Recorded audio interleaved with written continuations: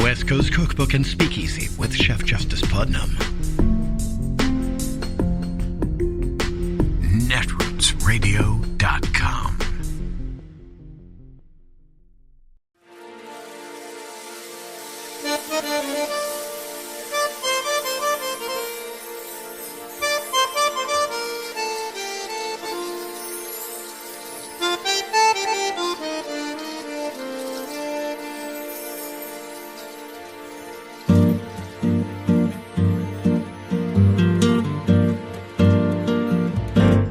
Je voudrais du soleil vert, des dentelles et des théières, des photos de bord de mer, dans mon jardin d'hiver.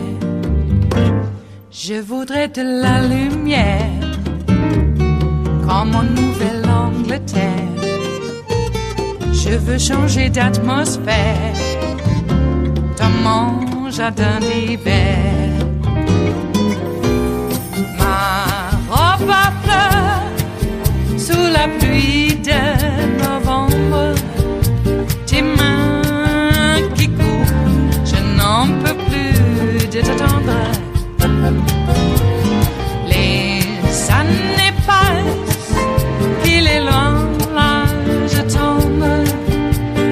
Nul ne peut nous entendre.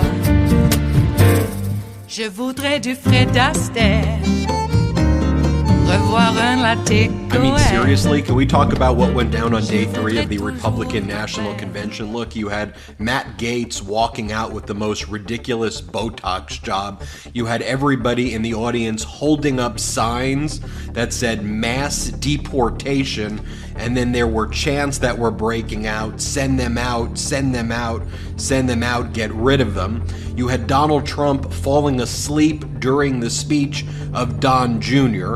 You had multiple felons and criminals throughout. You had Paul Manafort showed back up, who Donald Trump pardoned, who was found guilty in 2 separate cases for his links with Russia, right? You had Peter Navarro, who had just returned from prison. You have Donald Trump, a convicted felon. By the way, you had everybody in the audience, or a ton of people in the audience, now wearing bandages on their ear to show solidarity with Donald Trump. Previously, they were wearing diapers at the Trump events. Again, that was fact-checked by Snopes, and they were saying diapers over Dems. When it was reported how Donald Trump was apparently wearing diapers, so they were wearing diapers. Now they wear the bandages over their ears. This is an overall very, very bizarre event. I want to break it down. Now, I'm sure if you're watching corporate media, but you don't anymore, they said, look, it was such a different tone. This was about unity. They didn't even mention some of the things. What are you talking? They had mass deportation signs and send them back were the chants that were breaking out as they had felons walking in and giving speeches. Like, what in the world are you talking about, corporate media? All right.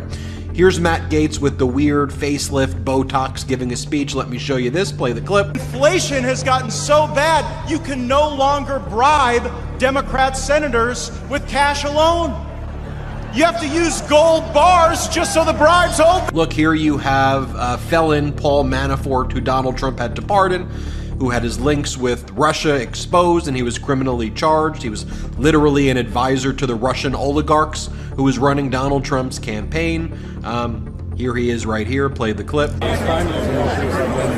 Manafort, how is it to be back? It's great to be back. Have you talked with the former president? I don't tell people that. Then you had the MAGA Republican governor of Texas, Governor Abbott, as he was chanting xenophobic things, saying xenophobic things. The crowd then erupts in a chant to send them back with their mass deportation signs. Play the clip. He will enforce the immigration laws.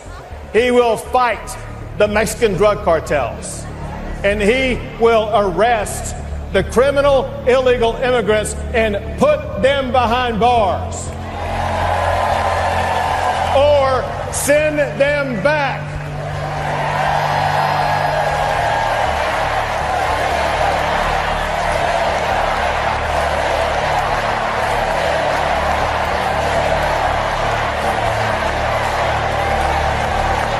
Then they played the video of the University of Mississippi student who was making the monkey gestures to an African-American woman, and that's what they displayed. Play the clip. Some hope there that not all college students have gone woke. They should be celebrated for and what be. I'm going to show you in a little bit what the corporate media was saying about how this was a tone change, how this brought people together. What in the world are you talking about, you propaganda machines for Donald Trump? Here we have the VP pick J.D. Vance, who previously called Donald Trump America's Hitler and called Donald Trump noxious and called Donald Trump a terrible person, said Donald Trump was disgusting. I can go through the litany of things that J.D. Vance said about Donald Trump. Also, J.D. Vance supports an IVF ban.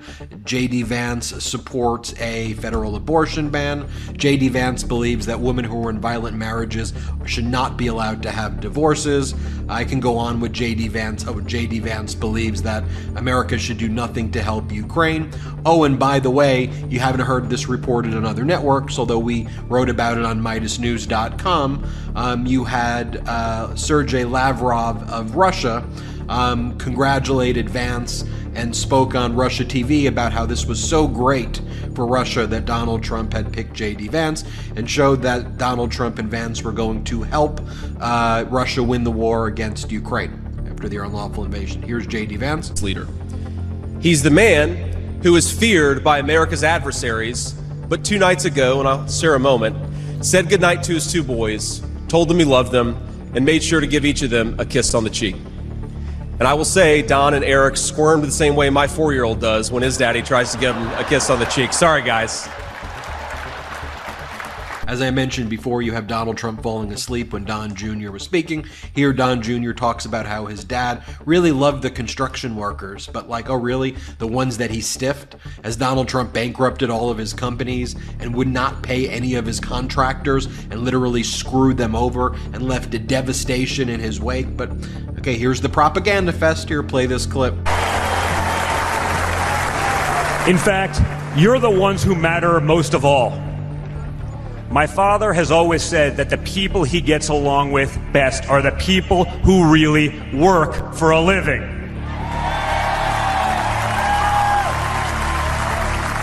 It's because of his background as a builder in construction, right? In construction, it doesn't matter how smart your architect is if you don't have the best guys laying the bricks. People with... Then you have Doug Burgum, who was supposed to be, who was on the short list of Donald Trump's VP picks. And here he is saying that actually the real dictator is President Biden. Play the clip. At home, Biden is acting like a dictator. He's using mandates to shut down reliable baseload electricity. That's why your electric bills have soared upwards as our nation's electric grid reliability spirals downward. 4 more years of Joe will usher an era of Biden brownouts and blackouts. Imagine no electricity for your fridge, your lights, or air conditioning. President Trump will ensure that there is power for you, and importantly, that we have the power as the United States to beat China in the AI arms race. But you know, we actually have videos of Donald Trump saying that he wants to be a dictator for a day, or he will be a dictator for a day. I know, big tone shift, everyone, big tone shift. All right, and then we have Donald Trump making posts throughout the day. You have Donald Trump selling assassination sneakers. Assassination attempt, $299 sneakers, not making this up. It's the Fight, Fight, Fight assassination attempt sneaker, 5,000 limited edition, everybody. Big tone change here. This is what he's doing. He put this up for sale before he even called the widow, who was the wife of a MAGA supporter who got killed at the event. But I guess just spend your time grifting by selling assassination attempt shoes. Like, are you kidding me? Donald Trump also posted that January 6th is a hoax. He attacked his sexual assault victim. He posted a horrific meme about President Biden. And he tried to take credit for the stock market under President Biden. Speaking of which, here is the Fox propaganda machine crediting Donald Trump for the stock market right now under President Biden. I mean, this is such clownish stuff. Here, play the clip. But the momentum is so strong right now. So many people get it. Investors, look at the market, Jesse. The other day, Dow Industrial's up 740 points. Today, another 200 plus points. Investors are betting that Donald Trump returns to the White House and implements those economic policies that get a growth trajectory back in place for this economy. So I think he's going to talk about policy, unleashing energy, securing the border, extending those tax cuts, all of the things that will, in fact, get this economy back on track. But he's also got to have that strength and that fight that Donald Trump has as well. Then you have Nancy Mace speak. She says, "My name is Nancy. I'm not Pelosi Mace." Like, these are a bunch of not funny, like weirdo, dangerous grifters who just change their personality and do whatever they care, anything they want for power. Here, play this clip. Ladies and gentlemen, please welcome Congresswoman Nancy Mace of South Carolina.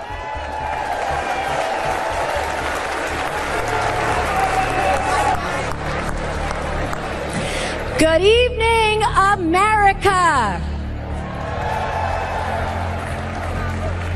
My name is Nancy.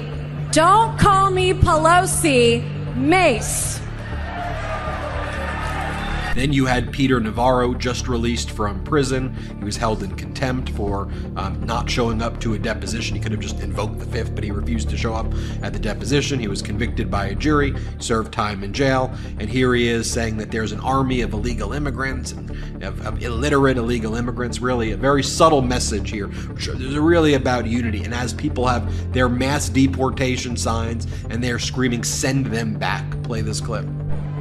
And a whole army of illiterate illegal aliens stealing the jobs of black, brown, and blue-collar Americans. They put them right on your front doorstep.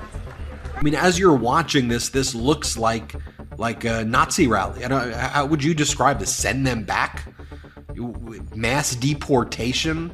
Like, how is this the United States of America? Like, what in the world are we talking about? Then you have alternative facts lady Kellyanne Conway, and she says, look, Donald Trump could be playing golf all day. That's what he could be doing, but he's, he cares about the people. That's what he's playing golf all day. All he does is golf. He spent 1 year while in office golfing. Here's Kellyanne Conway. Play the clip. Now, 8 years later, he and his family have made the sacrifice again for him to run and serve as president. Donald Trump could be the envy of former presidents. He's a billionaire who could play golf every day at his own golf courses. He can enjoy a magnificent life with his incredible 5 children, his 10 amazing grandchildren, and that extraordinary, elegant, beautiful, brilliant wife. The former and future First Lady, Melania Trump.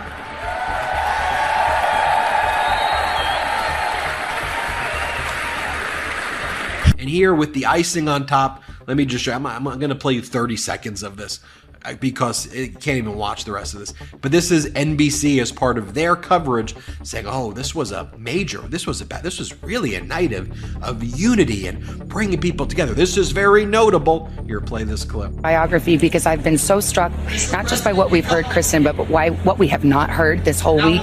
All the rally favorites, the greatest hits about the 2020 election being stolen. No one's mentioning it. Political grievances, weaponizing government. Nobody's mentioning it. Nobody's calling the January 6th rioters patriots or hostages.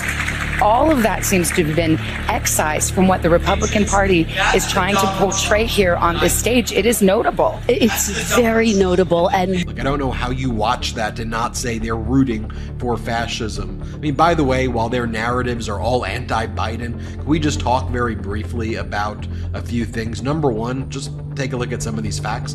We have the United States has the best economy in the world, best COVID economic recovery in the world, record infrastructure and green investment, 40,000 2,000 infrastructure projects, energy independent for the first time, most drilling ever, most progressive and worker-friendly president in our lifetime, record clean energy investment, massive manufacturing boom, NATO stronger than ever. We added 2 new members to NATO, helped with crushing student debt, avoided a recession, expanded veteran protections with the PACT Act, go on and on and on. But I guess that's not enough for the media and lots of people as well. And by the way, even where the data like the 538 poll shows President Biden's best polling yet under the 538 model, and even where you have Professor Alan Lichtman, who's basically predicted every correct presidential election, saying you can't give up the incumbency.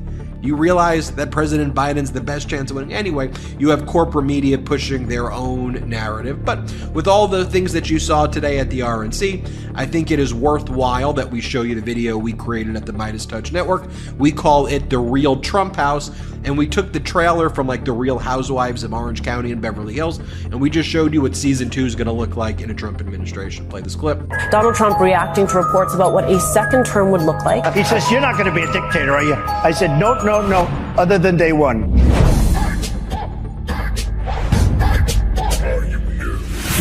Before I get chased out of town with my Trump pardon, we're going to deport 10 million people and growing, put kids in cages. It's going to be glorious. This is why we're tyrannical. This is why we're dictators. We will go out and find the conspirators, not just in government, but in the media. Yes, we're going to come after you. The elephant in the room, which is pornography. Whenever America bans that, which will be happening at some point, everyone will be much better off. For people who know their Bible, this is exactly what the prophets told us. Transgender black Marxists are seeking the overthrow of the United States and the dissolution of the traditional family. Neutral laws will be used to crush us. Write the law so it protects your friends and harms the bad guys. When Democrats break the law, you bring it smashing down on them.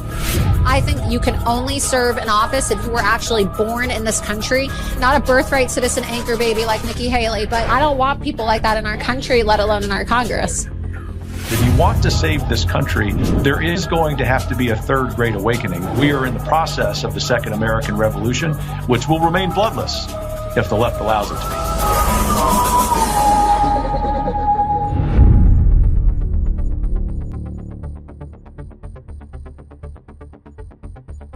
It is Thursday, the 18th of July of 2024, and you are in West Coast Cookbook and Speakeasy.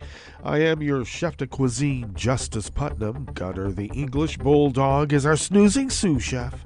Precious, our convalescing Yorkie, is sleeping in, so we will be seating you directly for our especially special daily special Metro Shrimp and Grits Thursdays. A little bit of jambalaya, a little bit of spice in your life. Oh, indeed.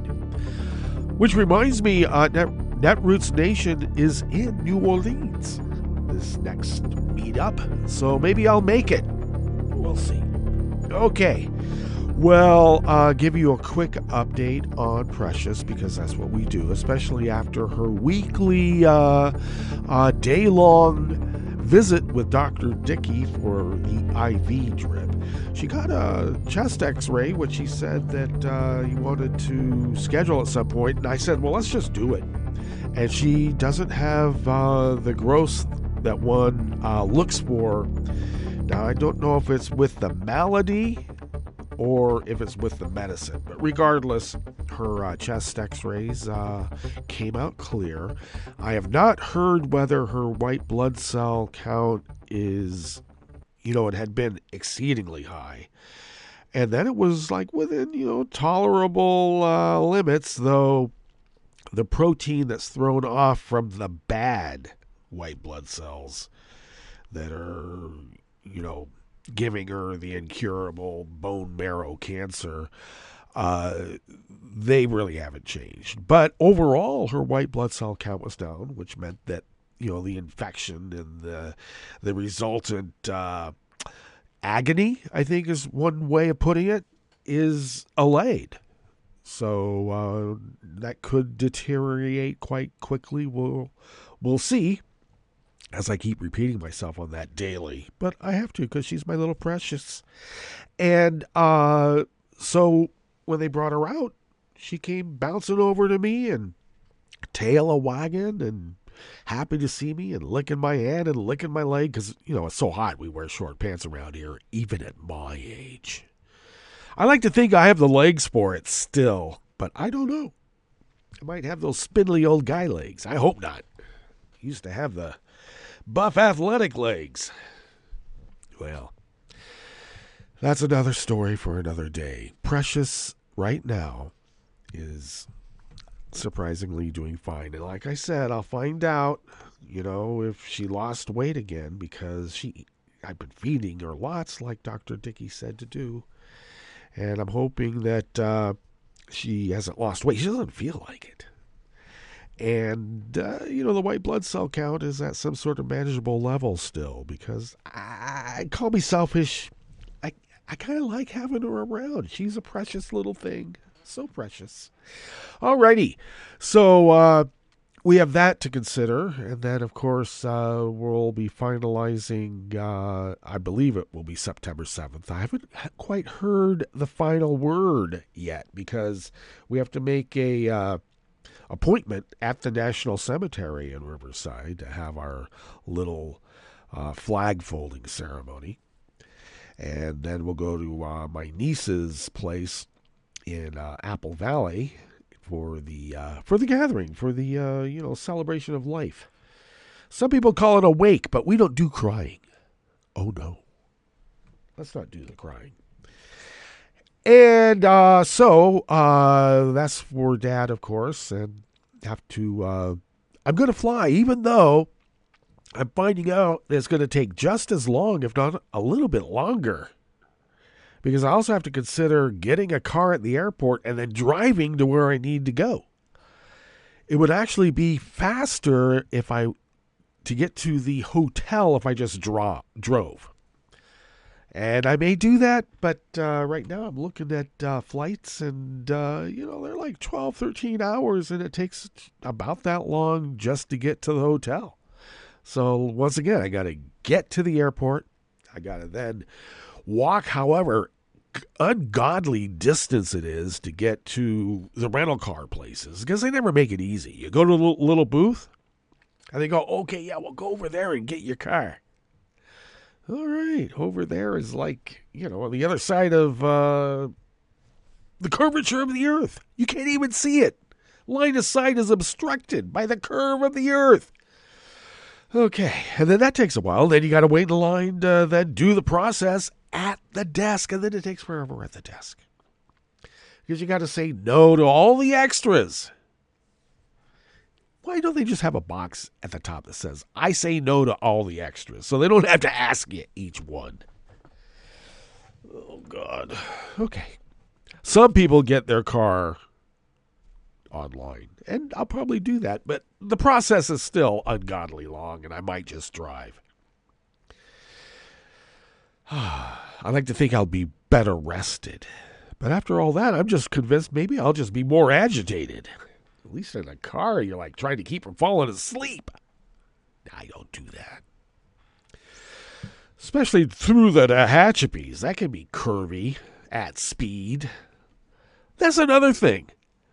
The cops in Southern California, the highway patrol, sheriffs, county sheriffs, are going like 90 miles an hour, 85, 90 miles an hour, and people are passing them.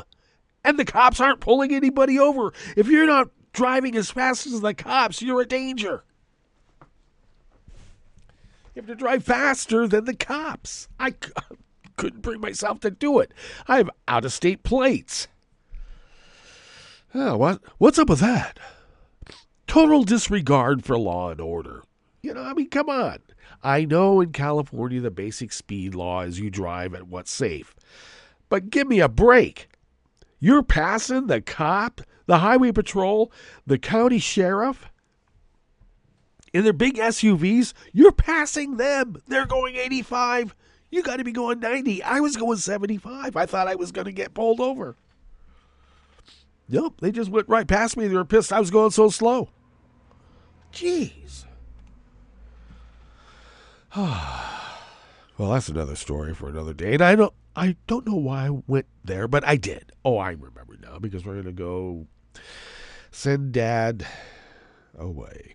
Oh, I should mention something that kind of bothers me. Because I just like to abide by the wishes of those who are our loved ones who are going to whatever the great beyond is. And their wishes were expressed in very clear and concise terms when they were clear and concise.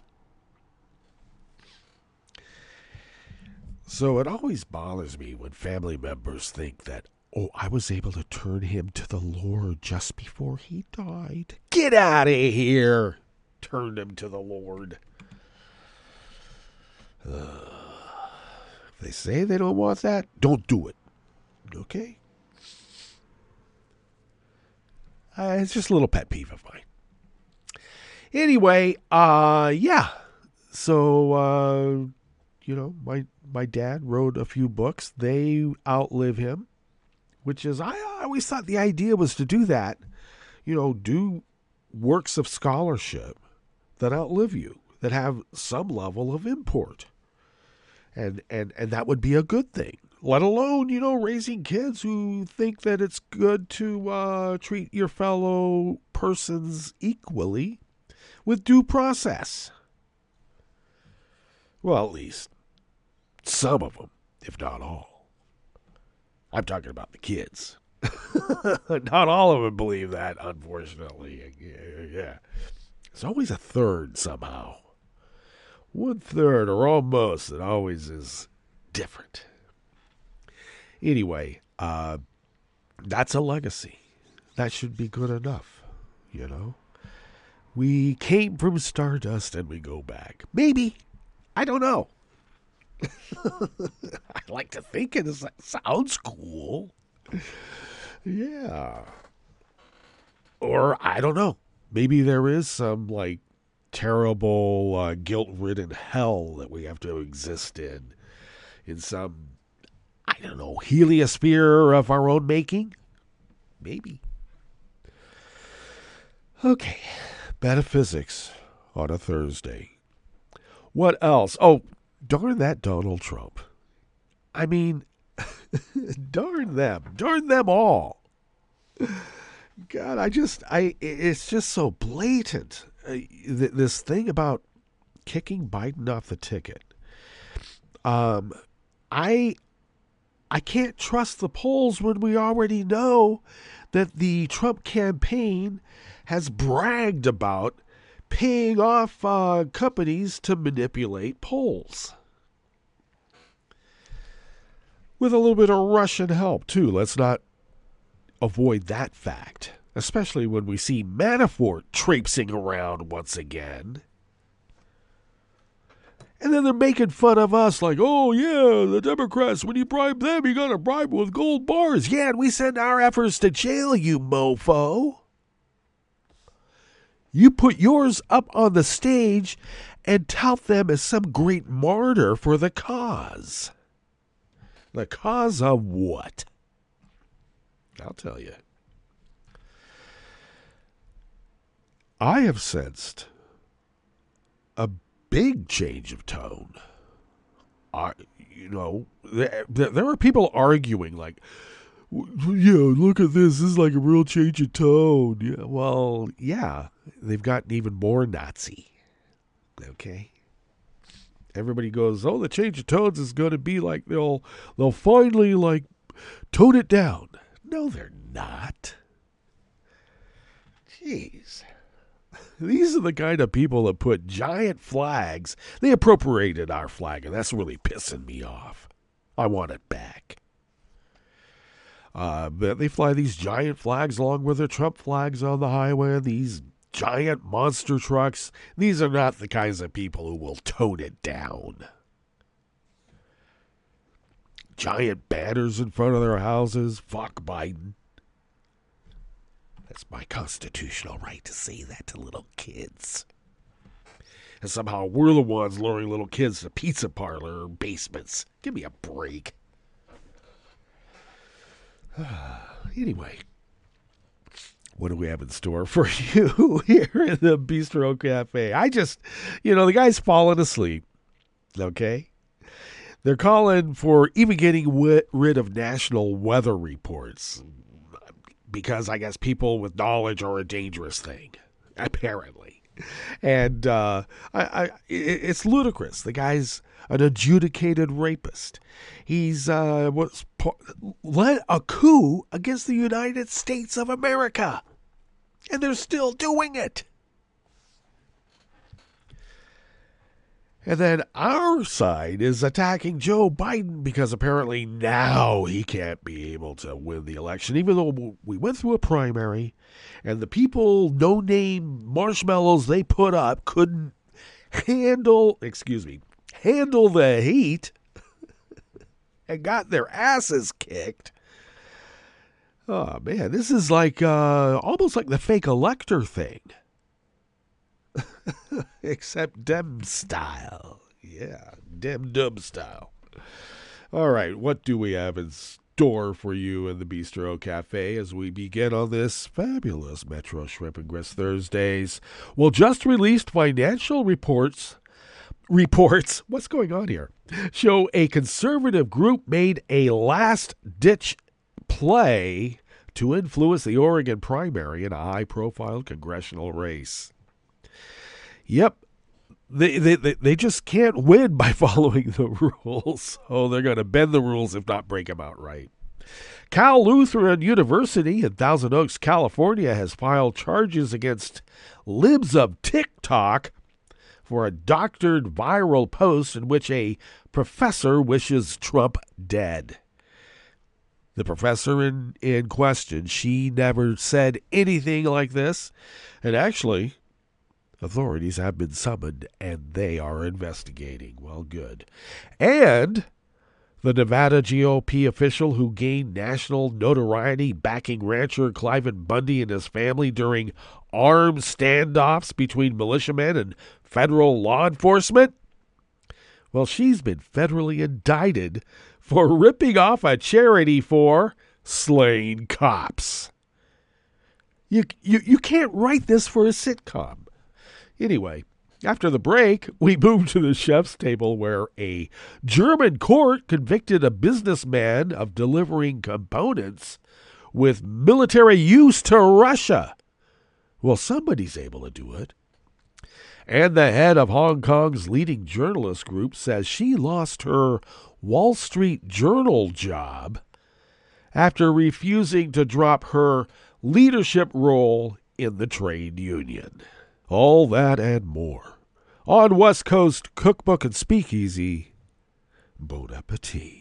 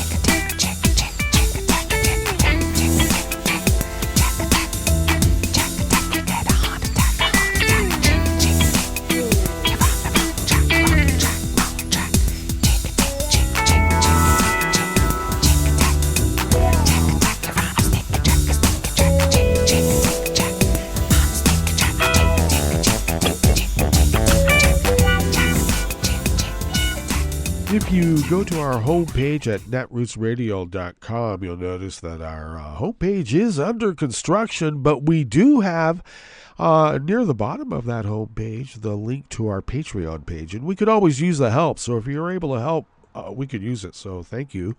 And thank you to those of you for your generosity over these many, many, many years of Resistance Radio. Though there's a lot of jocularity that goes on here, we do take what we do quite seriously, and we thank you for, well, allowing us to be serious and jocular at the same time. So thank you. All right, we're going to, once again, just tuck right into these offerings here in the Bistro Cafe. And don't forget, we still have the chef's table, so save some room. All right.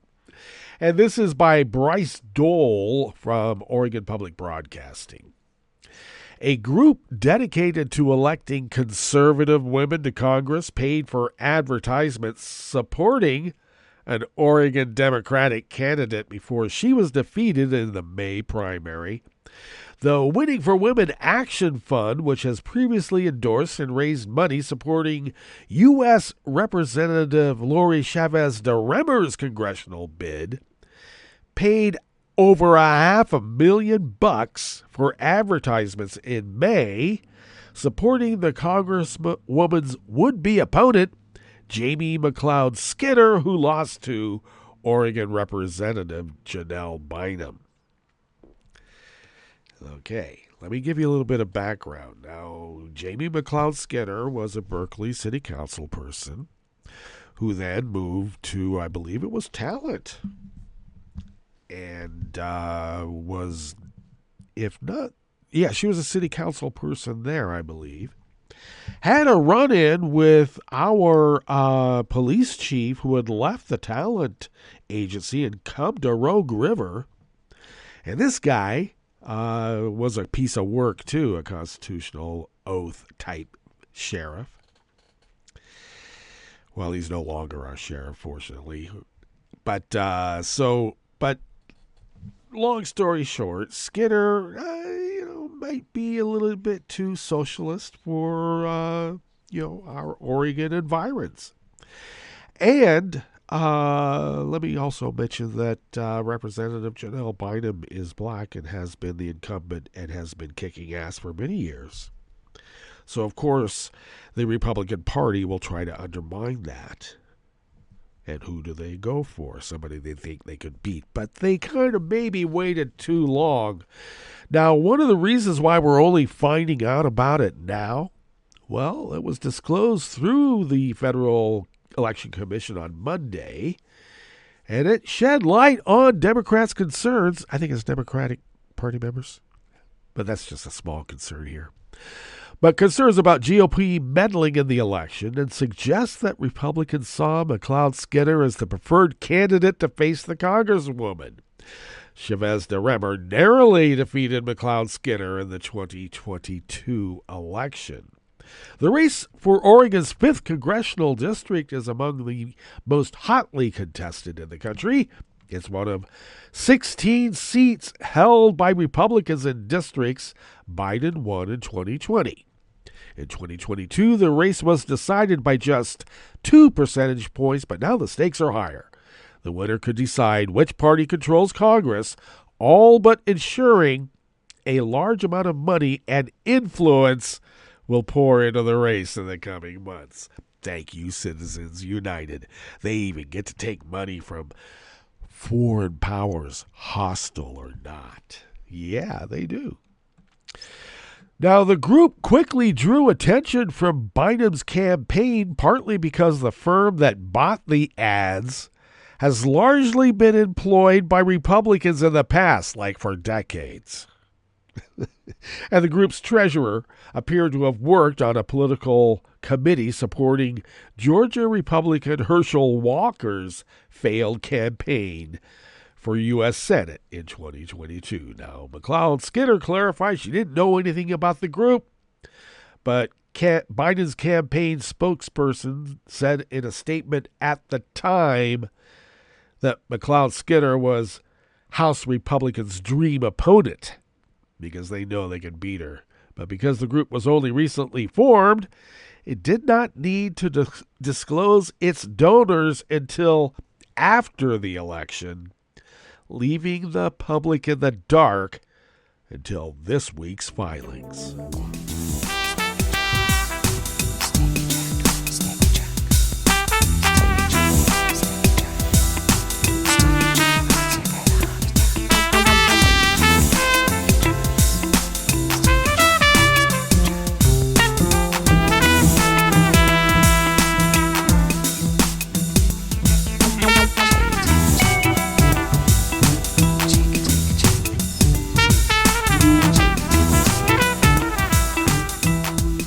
Andrew Curry of the Los Angeles Times brings us this next offering here in the Bistro Cafe of West Coast Cookbook and Speakeasy.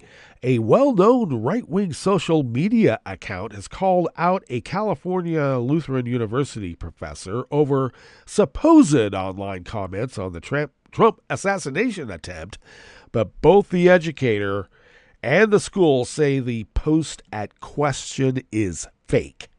The school say police are investigating after libs of TikTok falsely implied that exercise science professor Louise Kelly had made, quote, inappropriate and intolerable comments, end quote. On Monday, the libs' Twitter account, we don't call it X, it's Twitter. The libs of TikTok's Twitter account reposted images that a separate, less followed account published first. The photos appeared to show that Kelly commented on Facebook that she wished former President Trump would be killed in a future assassination attempt and that she'd do it herself if she wasn't so far away. According to Mark Berry, a spokesman for Cal Lutheran, Kelly said she never made those comments, adding that upon closer inspection, it appeared to both the professor and the university that the image with the comments was doctored. Libs of TikTok tagged both Cal Lutheran and the Secret Service in its post, and above the original social media post wrote, "Hi, Cal Lutheran, this is one of your employees." The Libs post received over 1.3 million views as of last night, drawing outrage online and in real life, citing social media reports. The Ventura County Republican Party called for Kelly to be fired. In a statement on the social platform Twitter, the university said Kelly had contacted the police regarding her legal options over the fraudulent comments. Now, Libs of TikTok is run by a woman named Shaya Rashek, who posts right-wing and anti-trans content. And according to a 2022 profile in the Washington Post, the account has been an agenda setter in right-wing online discourse. After putting out a news release calling for Kelly to be fired, the Ventura GOP put out a second one later that day. In it, Executive Director Joe Pachowski said the party had heard back from Cal Lutheran and, quote, based on what they have told us, I look forward to seeing the resolution of the police investigation and having those responsible brought to justice.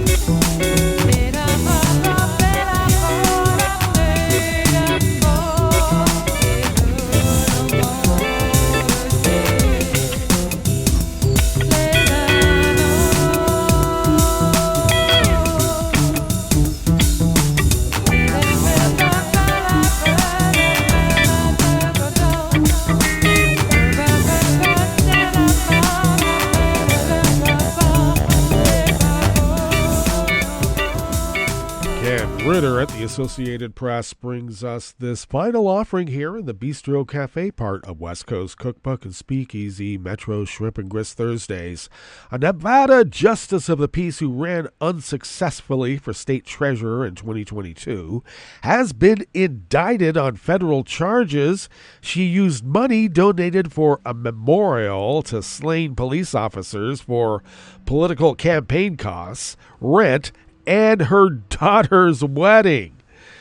The 5-count indictment against Michelle Fiore, age 53, a justice of the peace in rural Pahrump and a state Republican National Committee member, was filed Tuesday in U.S. District Court in Las Vegas. The grand jury was told that when Fiore was a city council member from 2017 to 2022, she promised to use 100% of the contributions she solicited to erect a statue in a city park to honor 2 Las Vegas police officers who were killed on duty in June of 2014.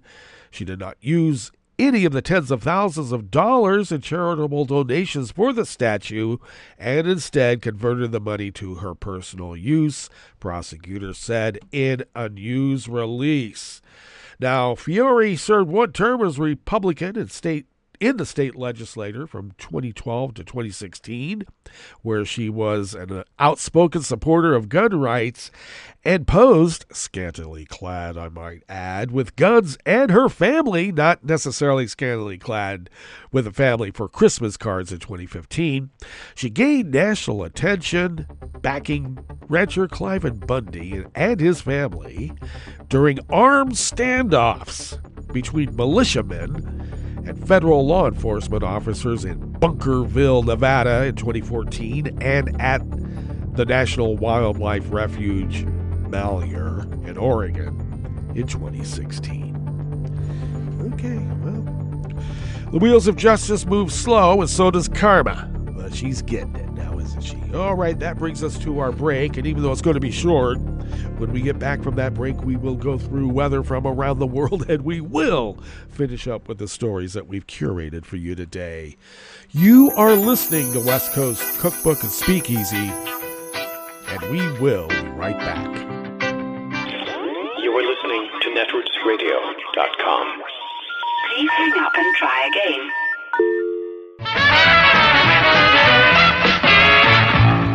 From a point at sea to the circles of your mind, a new force is at work for planetary transformation.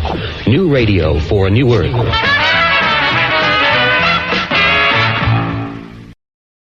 Hi, it's Tom. Could we humbly suggest your donation to netrootsradio.com? All we've got to run this 24-hour powerhouse of progressive resistance radio is what comes out of our own wallets. And you are our biggest donor. And it doesn't take much, $3, $5. Just go to the bottom of our netrootsradio.com page and hit our secure donate button. Heck, you can even make a recurring contribution, and you'll get a wondiferous pair of Netroots radio stickers for application to your backpack, your bumper sticker, or your banjo. Well, it's up to you which backpack you want to put it on. So donate what you'd like at the bottom of our netrootsradio.com's homepage, because you are our biggest donor. netrootsradio.com. Together, we are Resistance Radio.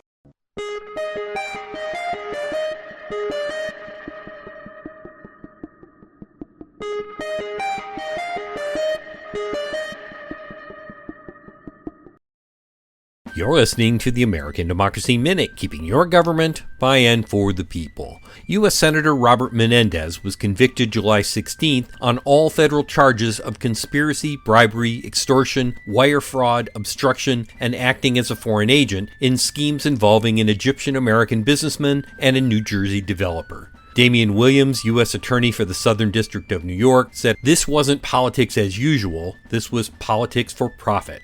In exchange for cash and gold bars, Menendez used his influence as chair of the U.S. Senate Foreign Relations Committee to procure exclusive import of halal processed meat products into Egypt. The New Jersey Monitor reports that Menendez then signed off on billions in U.S. military aid to the government of Egypt, despite the country's deteriorating human rights record. The businessmen were found guilty of conspiracy and bribery, and Menendez's wife, Nadine, will face trial after completing cancer treatment. Menendez and the businessmen will be sentenced October 29th. A fifth conspirator, Jose Uribe, cooperated with authorities. Menendez pressured the New Jersey Attorney General's office to drop an insurance fraud case involving Uribe in exchange for a new Mercedes convertible for his wife Nadine. Menendez vows to appeal. He remains on the 2024 New Jersey ballot, and while he stepped down as chair, he remains on the Senate Foreign Relations Committee. We have a link to the jaw-dropping corruption indictment at AmericanDemocracyMinute.org. I'm Brian Beal. I'm Rick Smith, and this is Labor History in 2.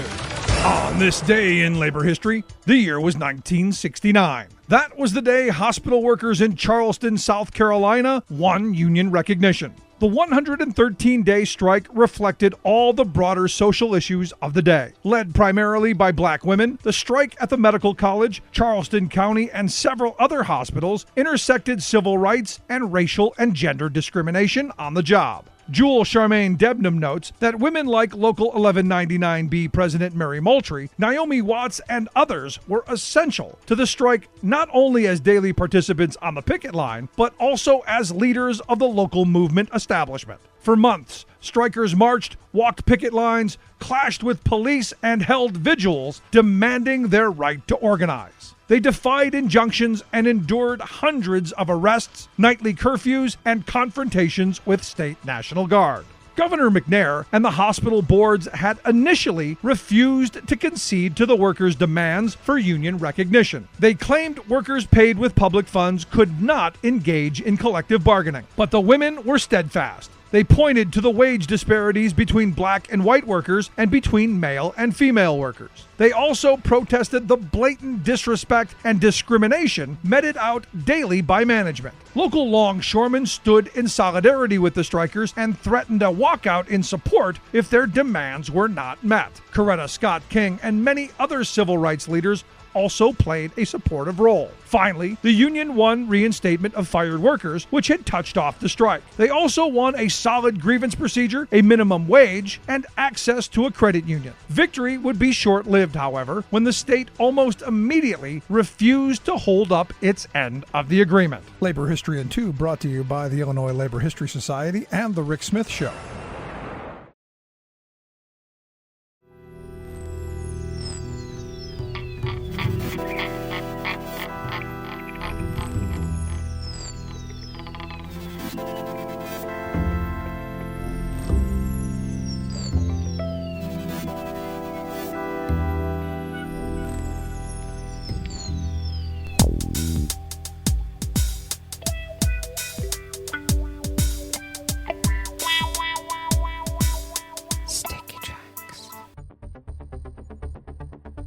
Thank you for accompanying us here to the Chef's Table at West Coast Cookbook and Speakeasy, Metro Shrimp and Grist Thursdays. We always begin, whether from around the world, along the banks of the Rogue River, in the Rogue River Valley of southern Oregon on the west coast of the continental United States of America, where it is currently 60 degrees Fahrenheit, expecting highs. The weather report here says low to mid-90s, but I think it's going to be above the mid-90s. Regardless, it will be cooler than what we had yesterday. Abundant sunshine throughout the day. Calm skies at the moment, but winds will be picking up out of the west-northwest at 10 to 15 miles per hour in just a few hours. Clear skies overnight with lows in the mid to upper 50s. Winds out of the northwest at 10 to 15 miles per hour. Then sunny skies tomorrow with highs once again in the mid to upper 90s. Winds out of the northwest at 5 to 10 miles per hour. Grass pollen remains rated high here in Rogue River. The air quality index for the region is in the good range at 23 parts per million, and that daytime UV index also remains high at level 9, so you know to take care. Barometric pressure is falling at 30.08 inches. Visibility is up to 10 miles. And relative humidity is at 58%. And we'll dry out some more later on as well. Weather from around the world is brought to you by a crowd of crowdsourced weather stations that a crowd crowdsources from around the world. And that is the Weather Underground. London is 81 degrees and fair. That's pretty hot there. Paris is 85 and sunny. Rome is 94 and sunny with a heat advisory. I can see why. Kabul is 76 and partly cloudy. Hong Kong is 83 degrees and cloudy. Tokyo is 82 and fair. Auckland, New Zealand is 55 degrees with light rain. San Francisco, California is 61 degrees and partly cloudy. Chicago, Illinois is 68 and mostly cloudy, and they have a river flood watch warning, and people in Chicago know what that means. And New York is 79 degrees Fahrenheit and fair. And that is weather from around the world, brought to you by a crowd of crowdsourced weather stations that a crowd crowdsources from around the world.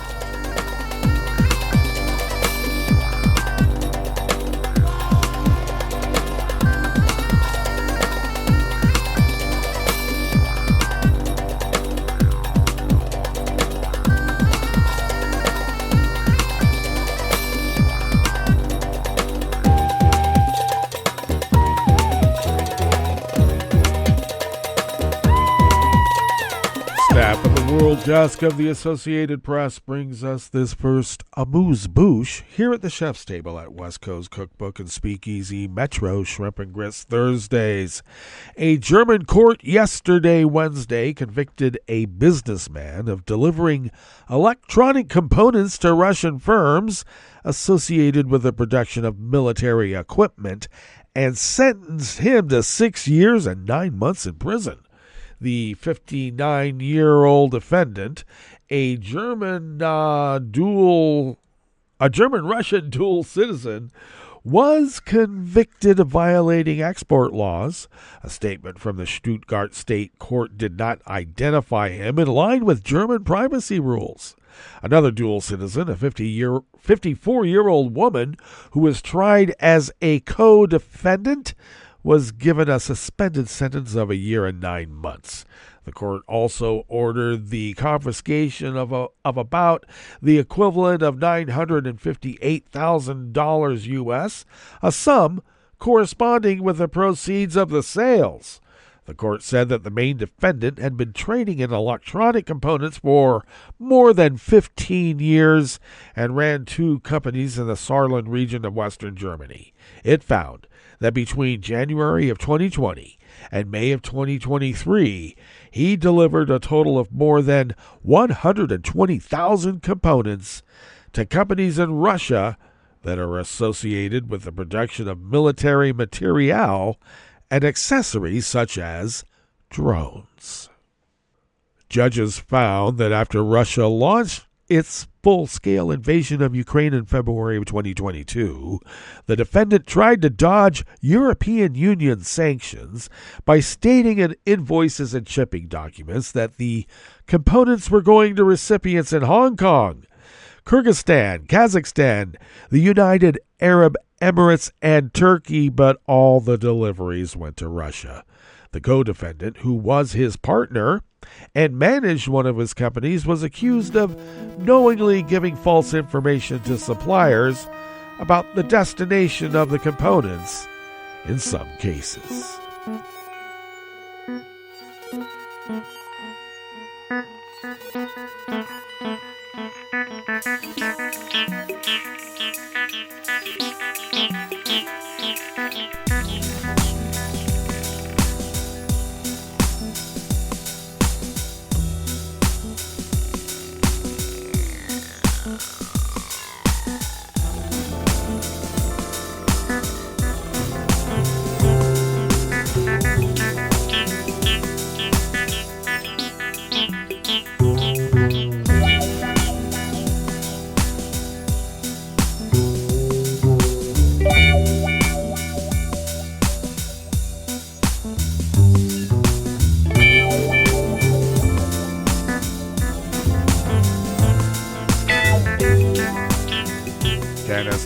Of the Associated Press World Desk brings us this final amuse-bouche here at the chef's table at West Coast Cookbook and Speakeasy Metro Shrimp and Grits Thursdays.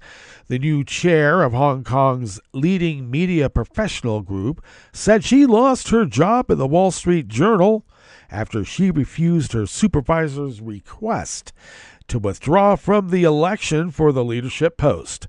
Reporter Selena Chang told a press briefing that a senior editor told her that her job was eliminated due to restructuring, But Chang said she believed the real reason was linked to her supervisor's request about 3 weeks ago to withdraw from the election for the chair of the Hong Kong Journalists Association, a trade union for journalists, also advocating for press freedom.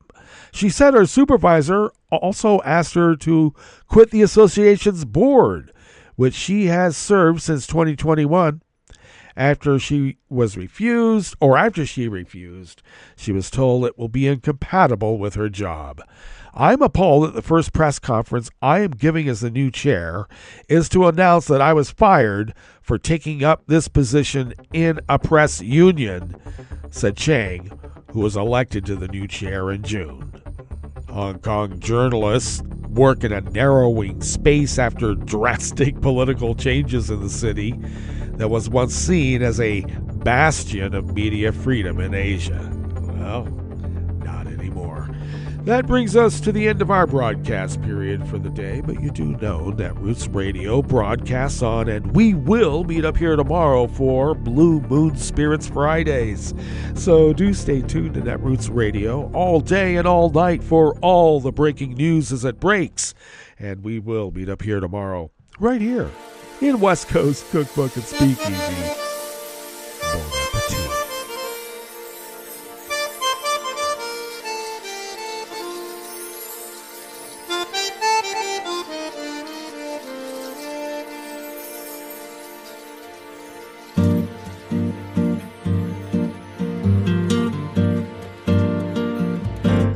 Je voudrais du soleil vert, des dentelles et des théières, des photos de bord de mer, dans mon jardin d'hiver.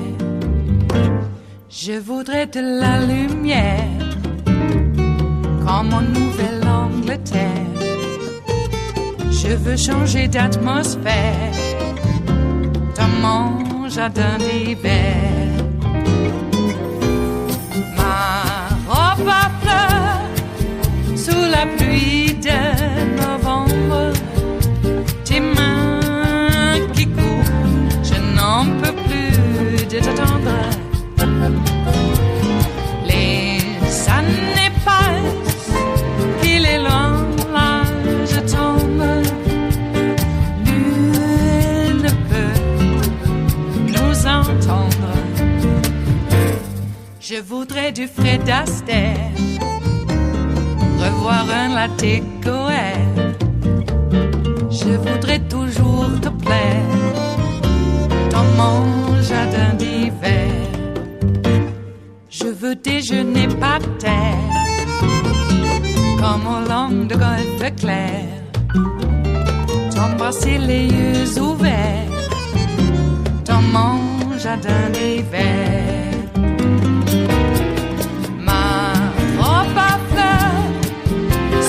Pluie de novembre, tes mains qui courent, je n'en peux plus de t'attendre. Les années passent, il est loin, là je tombe. Nul ne peut nous entendre. Ba-da-da-dum-di-da-dum. Ba-da-da-dum-di-da-dum. Ba-da-da-dum-di-da-dum. Dans mon jardin d'hiver. Ba-da-da-dum-di-da-dum. Ba-da-da-dum-di-da-dum. Ba-da-da-dum-di-da-dum. Dans mon jardin d'hiver. Dans mon jardin d'hiver. Dans mon jardin d'hiver.